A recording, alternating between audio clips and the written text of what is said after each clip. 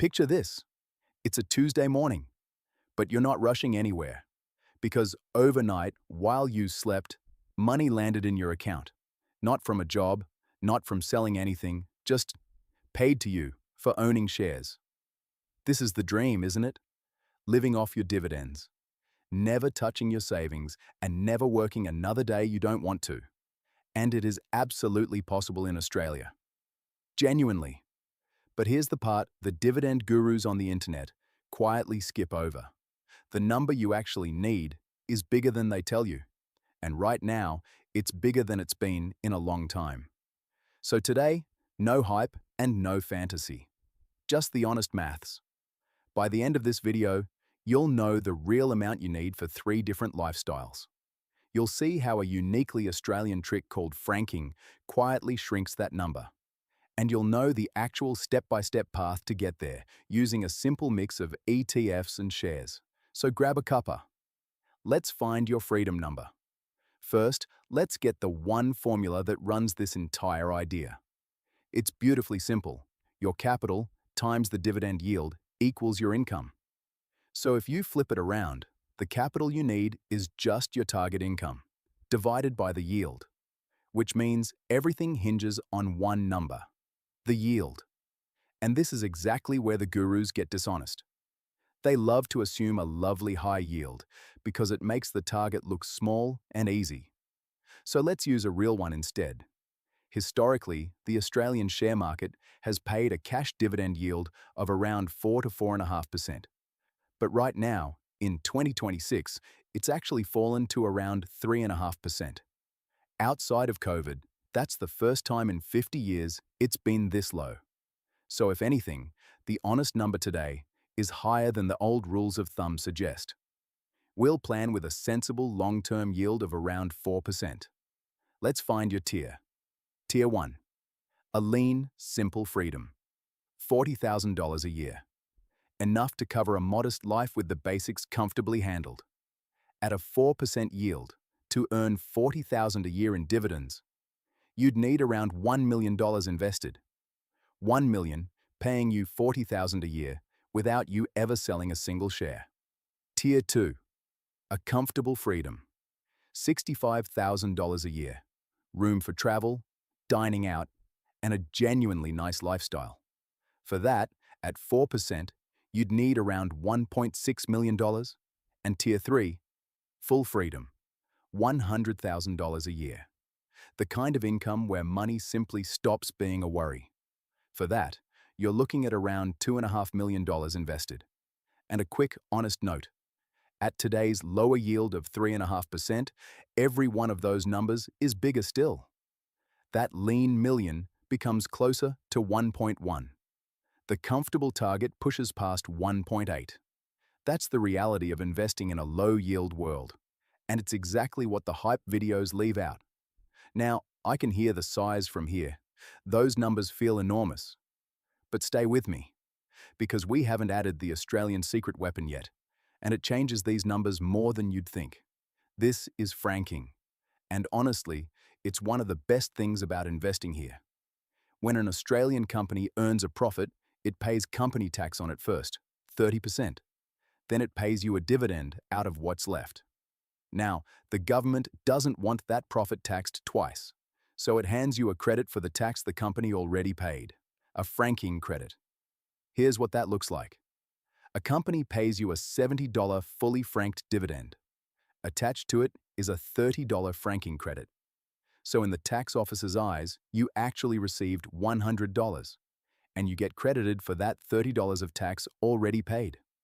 For a retiree on a low income, this is extraordinary. If your tax rate is below that 30%, the difference is refunded to you, in cash. And if you pay no tax at all, you can get that entire franking credit back as a payment. In practice, franking can lift a 4% cash yield to an effective 5.5% or more. And a higher effective yield means you need less capital. That's the Australian edge. Now, here's the honest caveat I promised. And it's an important one. You may have heard of the famous 4% rule for retirement. That rule assumes you slowly sell down your shares over time, as well as taking the income. Living purely off dividends is different. You never sell, you only ever spend the income. And that means, honestly, you need a bit more capital to do it this way. So why would anyone choose the harder path? Two reasons. First, your shares stay yours forever. The engine is never dismantled. And second, good dividends tend to grow over time, so your income can actually rise with the years. You're trading a bigger starting number for an income that lasts indefinitely and grows. For a lot of people, that peace of mind is absolutely worth it. Now, a practical thing nobody warns beginners about. Dividends don't arrive like a salary. Most big Australian companies pay just twice a year. An interim dividend around February or March, and a final one around August or September. So your income tends to arrive in a couple of big lumps, not a smooth monthly wage. The good news? Exchange-traded funds usually smooth this out, paying you quarterly instead. And by mixing ETFs with individual companies that report at different times, you can spread those payments right across the year. A bank here, a miner there, an ETF quarterly. Suddenly the lumps start to feel a lot more like a wage. Just no going in. This is lumpy income, and you plan your year around it. So how do you actually build this? The smartest approach is a mix. ETFs plus a few individual shares. Let's build it in 3 simple layers. Layer 1 is your foundation. A broad core ETF. Something like VAS or A200, which hold the biggest 200 to 300 companies at once. That single purchase gives you instant diversification across the whole market for a tiny fee. This is the boring, unshakable base that everything else sits on. Layer 2 adds an income tilt, a high dividend ETF, like VHY. It deliberately leans toward companies paying larger, fully franked dividends. So it lifts your overall yield while still holding dozens of companies for safety. And Layer 3, once you're comfortable, is a handful of individual blue-chip shares. This is where you can add the big, reliable Aussie dividend payers directly. Think the major banks, like Commonwealth Bank or Westpac. The big miners, like BHP. Or a steady retailer, like Woolworths.